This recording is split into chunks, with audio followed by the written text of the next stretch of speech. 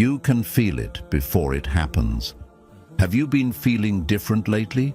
Like your heart is preparing for something sacred? You're not imagining it.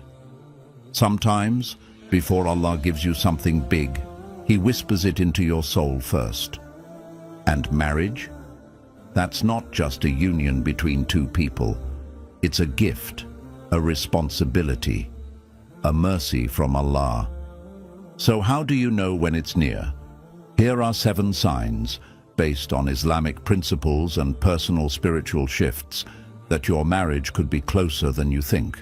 Stay until the end, because sign 7 is the one most people overlook. Sign 1. You no longer beg for love, you ask Allah instead. Before, you may have searched for love in people. You begged for attention, hoped someone would choose you. But now, you turn to Allah. You find yourself whispering, Ya Allah, if it's written for me, bring it to me with ease. Your du'as become calm, not desperate. You don't chase anyone because you know the one who writes hearts is already listening. That shift in your soul, it's not weakness, it's readiness. Sign 2, your past no longer controls you. You've stopped replaying the heartbreaks. You don't cry over the people who left, not because you forgot, but because you finally understand. They were never meant to stay. Allah had to remove what was wrong, so He could make space for what's right. The peace you feel about your past now? It's a sign. Your heart has been cleaned to carry a new kind of love. Sign 3. You're becoming who you want to marry. You stop waiting for someone else to bring you peace, because you're learning how to build it within yourself. You stop searching for the perfect person to show up, and instead, you start becoming the kind of person you once prayed to find. You begin to realize something profound. Marriage is not about being rescued. It's about being ready, emotionally, spiritually, and mentally. So you start asking better questions. Not who will love me, but am I someone easy to love? Not who will guide me, but am I guiding myself toward what pleases Allah? You catch yourself in small moments. When you're tired, do you still pray? When you're angry, do you still speak with mercy? When you feel unseen, do you still act with sincerity? You begin working on your character in silence, not to impress anyone, but because you want your future spouse to meet someone who has already done the deep, unseen work. You understand that what you attract reflects who you are. You want someone kind, so you practice kindness. You want someone patient, so you test your own patience. You want someone with taqwa, so you build yours step by step. This kind of growth isn't always glamorous. It's waking up for Fajr when no one sees. It's lowering your gaze when no one will find out. It's making wudu after a long day and still showing up for prayer. It's deleting contacts you know don't help your soul, fixing your habits, setting boundaries, and holding yourself accountable, even in private. And when you do slip, because you will, you seek forgiveness, not perfection. You dust yourself off and keep going, because growth isn't about never falling. It's about getting back up with more sincerity than before. This sign doesn't scream loudly. It doesn't post about transformation, but it shows in the way your heart softens, your intentions purify, and your life begins to reflect the kind of marriage you're asking for. Because when you stop waiting for someone to complete you and start completing the parts of yourself that Allah already gave you, you are no longer just hoping for a righteous spouse. You're preparing to receive one. And that kind of readiness? It doesn't go unnoticed, not by the people around you, and certainly not by the one who is writing your love story from the unseen. Sign 4. People are being removed. quietly and suddenly. It doesn't begin with a dramatic goodbye. There's no loud argument, no final message that explains everything. It just happens. A person you once spoke to every day suddenly becomes a stranger. Someone who used to check in, make plans, laugh with you, fades out like mist in the morning sun. You send a message. It's seen but not answered. You call and it rings, but they never call back.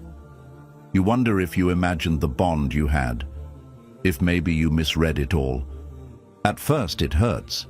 You sit with the confusion. You ask yourself, did I change? Did I do something wrong? You rewind conversations in your head, trying to figure out the exact moment things started to shift. But the truth is, there often is no moment. Because this isn't about what you did wrong. It's about what Allah is making right. As the days pass, something even more surprising arrives. Peace. Not the kind that comes from understanding everything, but the kind that comes from no longer needing to. Your heart stops grasping. You stop chasing closure. You start to realize this isn't rejection. This is redirection. Allah is stepping in, silently, mercifully, and He's clearing your space, not to punish you, but to protect the person you're still becoming. Because when a huge blessing is on the way, like marriage, Allah doesn't just shape your character, He shapes your surroundings. Why? Because your environment is part of your preparation. Your friends shape your thoughts. Your circle influences your habits. And the voices around you echo into your soul, affecting how you think, how you speak, and how you live. So when Allah removes people from your life, whether through misunderstandings, distance, or silence, understand this. It's not always about who they are. It's about where you're going. And not everyone is meant to walk with you there.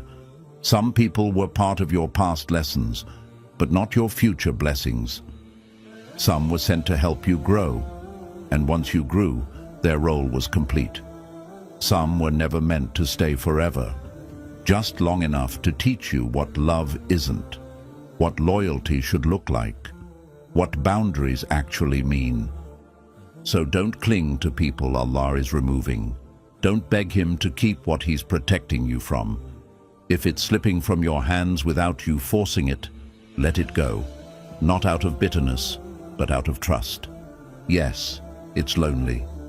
You miss the memories, the inside jokes, the comfort. But this loneliness, it's not a punishment, it's a sacred pause. It's in these quiet seasons that your relationship with Allah deepens the most. When no one else checks in, you begin to check in with Him. When no one texts you, you start talking to Him more in sujood. And that's exactly the shift He wants. Because before He sends you a righteous spouse, He wants to make sure He is your first love, your first comfort, your first source of strength. So if you've been feeling distant from people lately, if your circle is getting smaller, your phone is quieter, your nights are lonelier, don't panic. Don't rush to fill the space. Don't force connections that Allah is gently fading. Instead, honor the silence. Use it to reflect. Use it to heal. Use it to prepare for something greater. Because when the right one enters, the one with sincerity, with iman, with the character you've prayed for, you'll understand why everyone else had to leave. You'll realize the friend who only encouraged distractions wasn't meant to witness your growth. The person who crossed boundaries again and again couldn't be part of your sacred peace. The group that made you doubt your deen, your goals, your worth, didn't belong in the future Allah is building for you. This isn't about blame, it's about alignment. Your next chapter requires a different energy, one rooted in values, not vibes, in truth, not talk, in faith, not followers.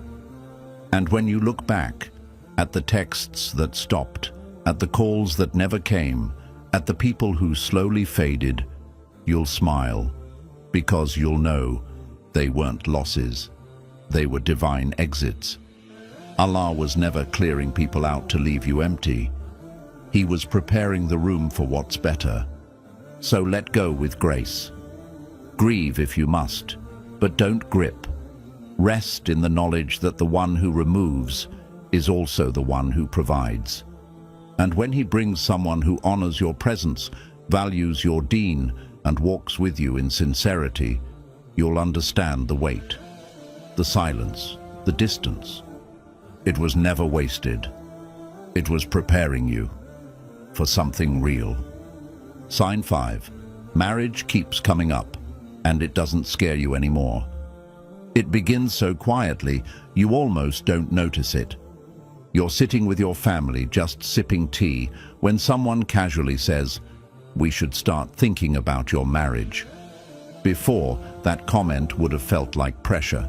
It would have made your chest tighten, your thoughts spiral, your smile fade. You would have brushed it off, changed the subject, and spent the rest of the evening wondering if something was wrong with you. But this time, it doesn't sting. You still smile. But this time, it's genuine. You're not pretending to be okay. You are okay. And then, you start noticing it everywhere. You scroll through your feed, and almost every other post is about love, nikah, soulmates, divine timing. You watch a reel that talks about how someone met their spouse through patience and dua. You hear your local imam give a khutbah about building a home on faith, not fantasy. Even a stranger makes a passing comment about marriage, and somehow it feels like it's meant for you. It's as if Allah is repeating the word through every corner of your life. Marriage. And yet, you're not afraid anymore, not irritated, not defensive, not ashamed, not tired of the topic. Instead, something inside you responds with a quiet, steady whisper. Maybe. I'm ready. This is a shift. One you didn't force. One you didn't plan. One that came from inside. Because before, marriage felt like a race you were losing. Everyone else seemed ahead, engaged, married, building lives, posting perfect photos. You felt like you were constantly being left behind. You counted your age. You counted the rejections. You counted the years since your last serious conversation. But now, you don't count anything. You just trust. You're not asking, "When will it be my turn?" anymore. You're saying, "Ya Allah, whenever you decide, I'll be ready." That calm, that surrender. It's not a sign of giving up. It's a sign of spiritual maturity. It means your desires have been purified. Your expectations have been reset. Your heart has been softened, not by the world, but by Allah. And when you hear someone joke about your wedding, you don't flinch anymore.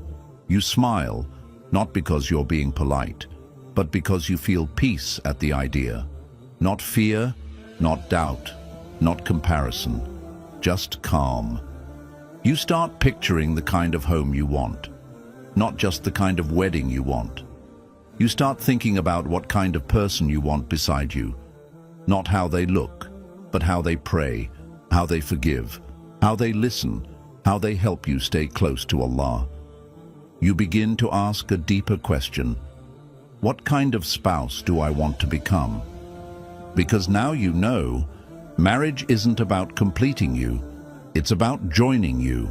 It's about two people doing life together with intention, with discipline, and with mercy. You dream of waking up for Fajr together, of holding hands through trials, of raising children who know Allah before they know the world. You dream of disagreements handled with patience, not pride, of apologies made quickly, and forgiveness given freely. You want growth, not just chemistry. Peace, not just passion. And that mindset? That's not fantasy. That's faith. Because true love in Islam isn't loud. It's not always poetic. It's often quiet, steady, rooted in prayer and rich in tawakkul. So when you keep seeing signs, when marriage keeps coming up again and again, don't ignore it. Don't dismiss it as coincidence. It may not be a neon sign from the heavens, but it's Allah whispering, "I'm preparing you." It's getting closer. And maybe your surroundings haven't changed, but you have. You're no longer waiting with anxiety. You're waiting with readiness, with trust, with peace. That's the sign. That's the proof. Because when Allah is about to write love into your story, He doesn't just send the person, He prepares the heart. So if lately the word marriage doesn't scare you, if it makes you smile softly, if it feels like something sacred rather than something stressful, know this: you're not just waiting for marriage, you're welcoming it. Not because the world told you to, but because your soul is finally aligned with the divine timing. And when love written by Allah finally arrives, it won't bring confusion, it won't feel rushed. It will walk in with calm, with intention, and with a kind of peace you've already been practicing in silence. Sign 6. Your istikhara feels like peace, not confusion. You reached a point where your heart was tired of guessing, tired of analyzing signs, overthinking texts, and wondering what the future held. You were done pretending to be in control. So, in that moment of quiet surrender, you did what sincere hearts do. You turned to Allah. Not because someone told you to, not because it was routine, but because deep down you needed clarity that the world could not give you. You raised your hands, maybe with trembling fingers, maybe with eyes full of tears. You whispered the words of istikhara, asking your Lord to take the lead. You asked not for perfection, not for guarantees, but for what is best for you, even if it wasn't what you originally wanted. You said, "Ya Allah, if this is good for me, bring it closer with ease. And if it's not, remove it from me gently, and remove my heart from it too." You surrendered the pen. You let go of your plans and asked Him to write something better. And then you waited. But nothing happened the way you expected. There were no clear-cut answers, no vivid dreams revealing a name, no divine whisper in the wind, no bright sign flashing, "This is it." Instead, what came was more powerful, a shift inside you. Your anxiety faded. Your thoughts slowed down. The pressure to make the right choice didn't feel as heavy anymore.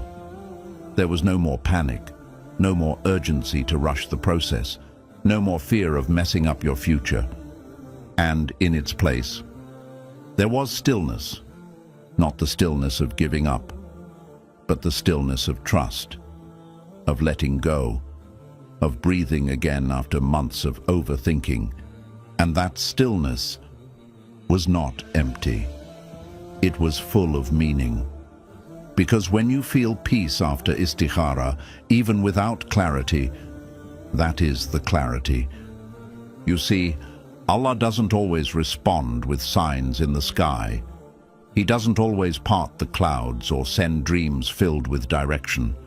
Sometimes He just gives you a heart that no longer fears the unknown, a mind that stops replaying every what if, a soul that quietly whispers, "I don't know what's next, but I trust the one who does." That kind of peace is a gift. It is a sacred answer, one that the dunya often overlooks, because this world teaches us to look for loud signals. But Allah often works through subtle alignment. You begin to notice it. You're not constantly checking your phone anymore. You're not begging for someone to stay. You're not running to everyone for advice. Instead, you're walking your days with a quiet heart. You're living your life, not waiting in fear, but continuing with presence, with purpose, with tawakkul. And now, when confusion tries to creep in, you don't crumble. You simply remind yourself, if this isn't right, Allah will protect me, even if I don't realize it yet. You don't demand answers. You ask for direction. You don't beg for signs. You trust the silence. Because your heart has shifted from needing control to trusting in divine care. You realize that peace is not the absence of problems. It's the presence of trust. Trust in a Lord who never abandons a sincere prayer, who never leaves a soul lost when it truly seeks Him. So if you've prayed istikhara, and you feel no booming voice telling you what to do, but your soul feels soft, your heart feels light, your thoughts feel calm, don't overlook that. That is your answer. That calm is Allah saying, I've heard you. Now walk with me. And yes, the road ahead may still have its tests. There may be waiting. There may be closed doors. But now you're walking with certainty in the unseen, not because you know where it leads, but because you know who is leading you. This kind of answer is sacred. It won't make headlines. It won't be loud, but it will anchor you in a world that's constantly shifting. So take that peace and move forward, not with fear, but with full, complete tawakkul.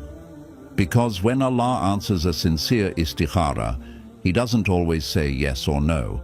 Sometimes He just removes your fear and replaces it with a heart that's finally ready to walk in trust. Sign 7. You're focused on akhirah, not just a wedding. There comes a moment in your journey where something in your heart shifts, quietly but powerfully.